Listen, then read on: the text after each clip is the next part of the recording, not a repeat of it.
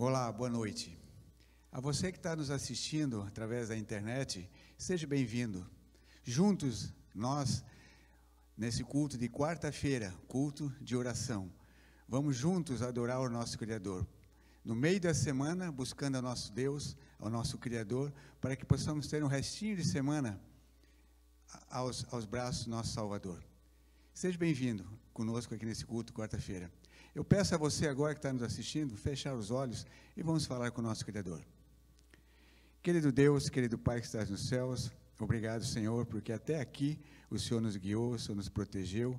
Estamos aqui, Senhor, nesse culto de quarta-feira, culto de oração, entregando nosso coração para que o Senhor possa fazer morada nele, possa reorganizar o nosso coração, para que possamos ter um restinho de semana andando junto contigo, Senhor, para que possamos ter felicidade, alegrias e poder superar todas as dificuldades que surgirem. Obrigado por tudo, Senhor. Esteja com esse culto, esteja com os louvores aqui, esteja com o pregador da noite. É que te pedimos e oramos por Jesus. Amém. Passei tribulações, eu já sofri na minha vida, qual ave sem ninho, procurando abrigo. Clamei em alta voz, ninguém podia ouvir. Senhor, eu perguntei por quê.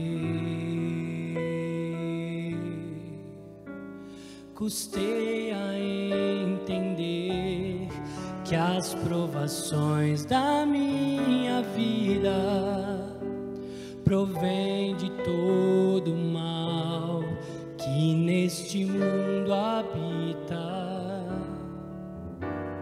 Aqui quem só perdeu, quem sabe só ganhou. Um dia todos saberão, um dia os olhos se abrirão para tudo entender.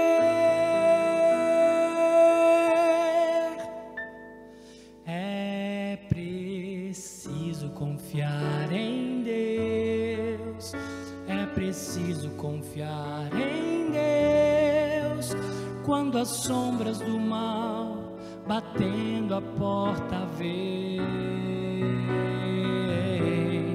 É preciso com fé lutar, é preciso tão só lembrar que depois dessas trevas vem o sol, que depois dessa angústia vem a paz.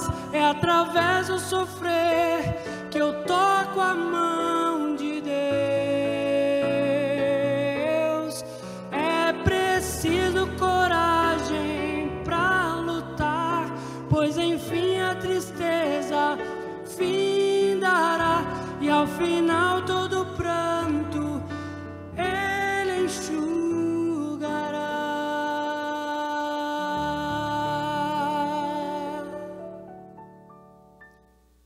O conselho que nós lemos na Bíblia é: orai sem cessar. Mas devemos passar os dias orando. O que é orar? Orar é abrir o coração a Deus como a um amigo. Abrir o coração a Deus. Se nós devemos fazer isso o tempo todo, o que devemos fazer? Nossa vida deve ser uma vida de comunhão, de contato constante com Deus, com Ele ao nosso lado, um amigo com o qual nós podemos partilhar tanto as alegrias, os bons momentos, quanto também as lutas, as dificuldades da nossa vida. A oração, diz um outro pensamento, não faz Deus descer até nós, mas nos eleva a Ele. A oração muda a nossa vida, a oração nos muda. Nesse momento, o convite para nós é a uma reflexão. Como está a nossa vida? Será que nós estamos o tempo todo ligados a Deus, partilhando a nossa vida com Ele? Estamos colocando diante dEle o nosso coração? Nesse momento, nós podemos, de maneira especial, nos dedicar, refletir, fechar nossos olhos, se você puder. Eu vou te convidar para orarmos juntos, colocando sim todos aqueles pedidos especiais que nós possamos ter. Se você quiser externar, pode colocar aqui no chat um pedido ou um motivo de gratidão. Mas o convite maior para nós é que todos os dias nós tenhamos mais contato com o nosso Deus. Vamos orar? Querido Deus, obrigado, Senhor, porque o Senhor está sempre acessível a nós. Obrigado porque todo tempo nós podemos orar, nós podemos elevar os nossos pensamentos ao Senhor, nós podemos dividir nossa vida contigo, nosso amigo, nosso Salvador. Santo Deus, obrigado porque podemos nesse instante refletir sobre isso.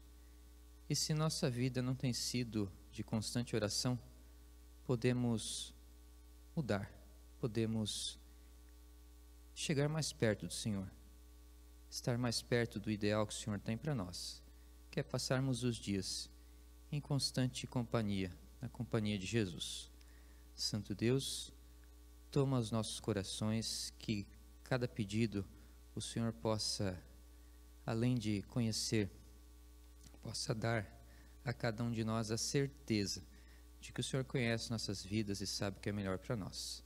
Aceita nosso coração, nossa gratidão, em nome de Jesus. Amém. Olá, boa noite. Meu querido amigo, minha querida amiga, que a graça e a paz de nosso Senhor Jesus Cristo seja sempre consigo, sua família e todos os seus queridos. Como é bom, em meio à correria da semana, podermos dar uma pausa, nos conectarmos com Deus entre irmãos, unidos na mesma frequência espiritual, em oração e na reflexão da palavra de Deus, sermos encaminhados, sermos apresentados pelo Espírito Santo diante do trono da graça. Para você que está acompanhando essa série de reflexões nesses cultos de oração nas quartas-feiras deste mês de julho, já está sabendo que nós estamos falando sobre oração, a importância da oração em nossa vida, como nós somos chamados a sermos homens e mulheres de oração. E a exemplo de alguns personagens bíblicos, nós estamos aprendendo lições extraordinárias. Na primeira quarta-feira, nós aprendemos lições extraordinárias sobre a oração de um personagem bíblico pouco conhecido, chamado Jabez. Está lá no primeiro livro de Crônicas, capítulo 4. Se você não assistiu, não viu, dá uma conferida, compartilhe aí com pessoas que você ama, que você quer bem. Tá? A palavra de Deus precisa ser compartilhada, porque ela é a boa nova. O Evangelho é a boa nova de Jesus Cristo. E na quarta-feira anterior, que foi a segunda reflexão desta série, nós falamos também sobre a oração de um personagem bíblico pouco conhecido também, que é a oração de Agur. É uma oração sábia. Como aprender a orar com sabedoria? Quer aprender a orar com sabedoria? Busque exemplos bíblicos. E um deles é Agur. Está lá no livro de Provérbios, capítulo 30. Se você não viu, confira também a reflexão da quarta-feira passada. Hoje nós vamos falar também sobre um outro personagem bíblico que talvez nem tanta gente conhece. Na verdade, nem o seu nome aparece na Bíblia. Aparece os seus feitos, aparece a história dele, a oração dele, mas o nome próprio dele não está escrito na Bíblia. Está lá no Evangelho de Lucas, capítulo 18. Mas antes que abramos a Bíblia, eu quero convidar-te a abrirmos o nosso coração, de modo que a palavra de Deus seja eficaz, seja aplicada pelo Espírito Santo. Bom Deus e Pai, te louvamos e te agradecemos por sua palavra. No mundo tão tenebroso, nós podemos ter orientação, consolo, correção através da sua palavra. Por isso, nesse momento, te pedimos, Pai, fale mais uma vez ao nosso coração. Que a gente seja susceptível às tuas orientações. Em nome de Jesus. Amém. Querido amigo, querida amiga, Se você puder, abra sua Bíblia no Evangelho de Lucas, capítulo 18, a partir do verso 9, Jesus conta uma parábola. Parábolas são histórias que Jesus usava bastante para explicar verdades profundas. Jesus tinha um método fantástico. Ele saía do conhecido para o desconhecido. Então, imagina alguém que não conhece mar, mas conhece rios, conhece lagos, mas nunca na sua vida viu mar, nem na televisão, nem nos vídeos da internet. Imagina alguém assim. E você quer falar para ele sobre o mar. Como você faria? Você diz para ele assim, olha, o mar é como o rio, é como o lago. Então, você está partindo com ele do conhecido, de coisas que ele já conhece, para explicá-lo de coisas desconhecidas. E ele começa a ter noção clara de como é o mar. É isso que Jesus fazia. No livro Parábolas de Jesus, a escritora Irmã White diz que Jesus não contava parábolas para os seus ouvintes terem uma mente cheia de histórias sem sentido. Não, não é isso. Jesus contava parábolas porque ele queria usar um caminho certo para chegar ao coração dos seus ouvintes e transformar a vida deles. Por isso, Jesus gostava de contar parábolas. E eu gosto também de ouvir parábolas, histórias. E Jesus aqui conta uma parábola de 2 homens que subiram ao templo para orar. Na verdade, o objetivo do conto dessa parábola, o objetivo de Jesus ao contar essa parábola, era que Jesus estava rodeado de homens, de um grupo de homens que se achavam melhor do que os outros. E a este grupo de homens, a Bíblia chama de fariseus, ou seja, pessoas que se achavam melhor do que os outros, que são justificados por suas obras. Eles achavam que tinham méritos diante do trono de Deus, diante da presença de Deus, porque eles eram bons homens. Fariseus, eu chamo a esse tipo de personagens bíblicos, eu chamo de pavãos, né? Os pavãos espirituais. Pavão espiritual. Quer mostrar a beleza, quer mostrar o quanto é bom, o quanto é boa, o quanto é legal, o quanto ele é gente boa, né? Vive apenas fazendo isso. E aí Jesus, para ensinar esse povo, para ensinar aquelas pessoas que têm síndrome de pavão espiritual, hein? Jesus contou uma parábola, dizendo assim, olha, 2 homens subiram ao templo para orar. Um era fariseu, era pavão, e o outro era publicano. Publicano era aquele cidadão que não tinha muita moral na sociedade.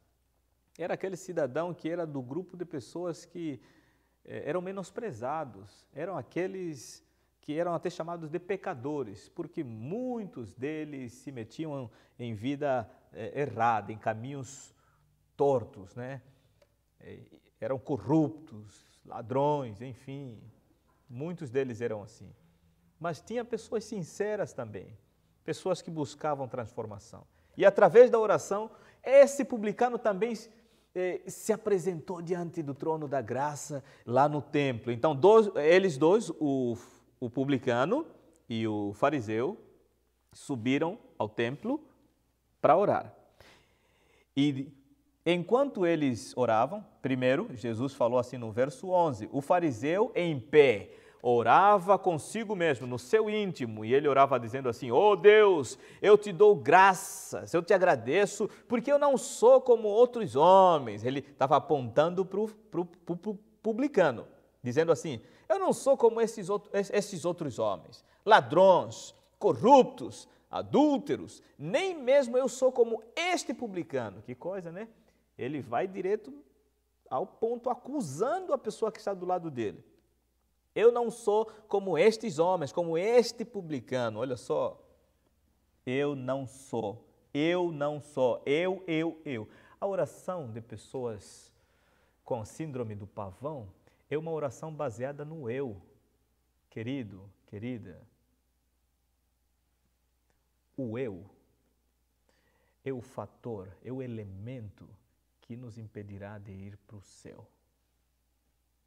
O eu nos impedirá de ir para o céu.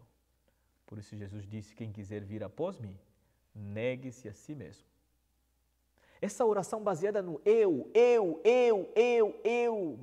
egocentrismo, são orações abomináveis aos ouvidos de Deus.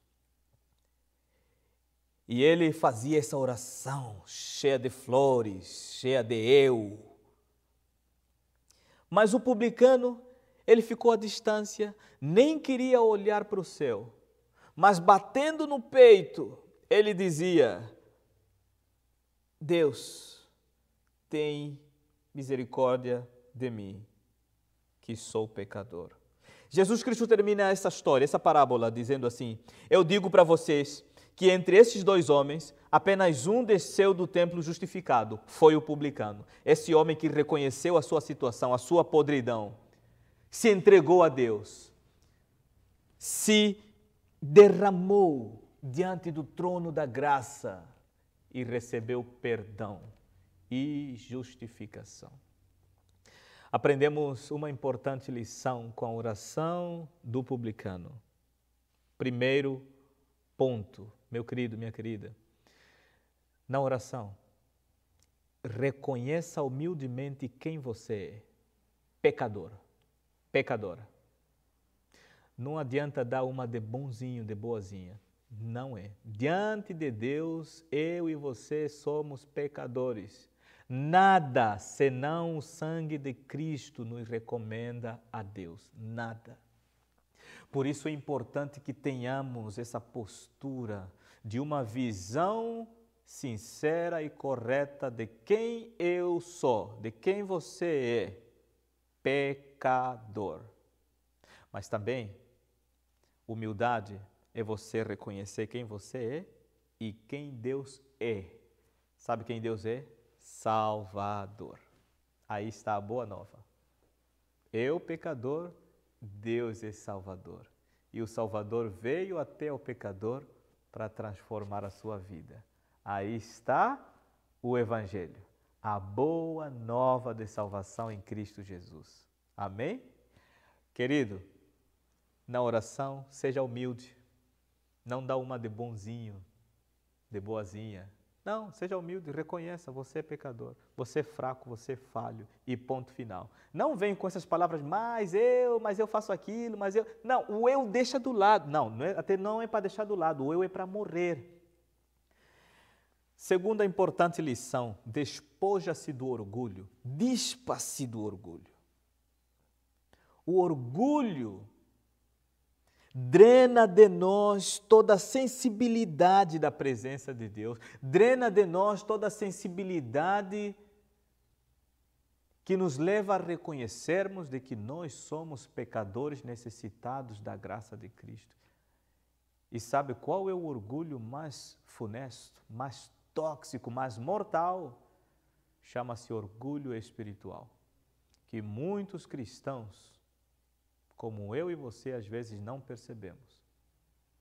Aquele orgulho de você pensar que é melhor cristão do que o outro, que diante de Deus você está melhor do que o outro, do que a outra. Orgulho espiritual nos retira, nos repele da presença de Deus. Sabe o que fez Satanás ser derrapado do céu? Não foi adultério. Lembrando, adultério é pecado, tá? Não tô amenizando aqui, não estou eufemizando nada. Não foi roubo. Sabe o que foi que fez Satanás ser derrapado do céu? Orgulho espiritual. Cuidemos com orgulho espiritual. É um pecado que talvez não seja tão visível quanto os outros, mas é um pecado que leva diretamente à morte também. Na oração, cuide para não ser orgulhoso espiritual. E às vezes você não percebe, por isso precisamos fazer aquela oração. Sonda-me, ó Deus, e vê se há alguma coisa má em mim e retira, por favor. E quando a gente aprende a orar com humildade, se despir do orgulho, acontece o terceiro ponto, Deus nos justifica.